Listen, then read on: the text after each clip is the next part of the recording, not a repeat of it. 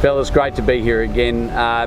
Congratulations on 2018. Fantastic sale results and huge growth in your program. Yeah, look, it's been very exciting to have you always aim to have great results, but basically we've got no control over it.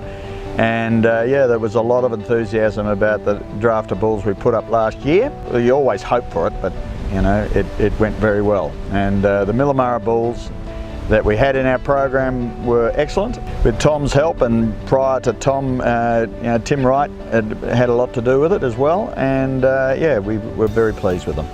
And Tom, you must be excited about what you got on offer this year.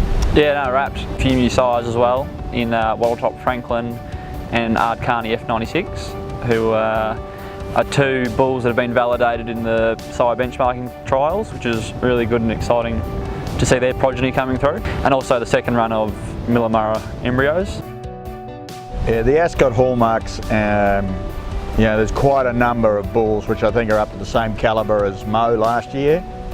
Look, time will tell, but they're good cattle. And the Kingdom calves look good. They've got a lot of shape to them, and a Dockland son, a Millamurra Dockland son, that he's got a couple of cattle in there that are very soft, beautiful skins on them, and they look really good types of cattle as well.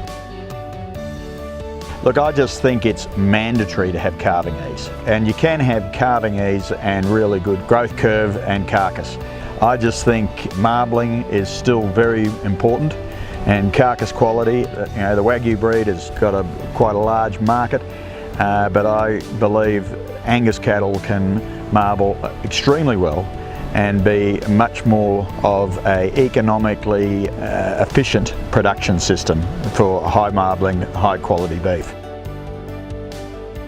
Tom, what are some of the attributes that you see that are shining through sort of in the Weirin program? Definitely a lot higher growth and the calving ease, like Alec touched on. Higher growth earlier on in the 200-day weights and 400-day weights. Sort of breed average fats, nothing too lean, sort of easy doing cattle that can handle the tougher conditions.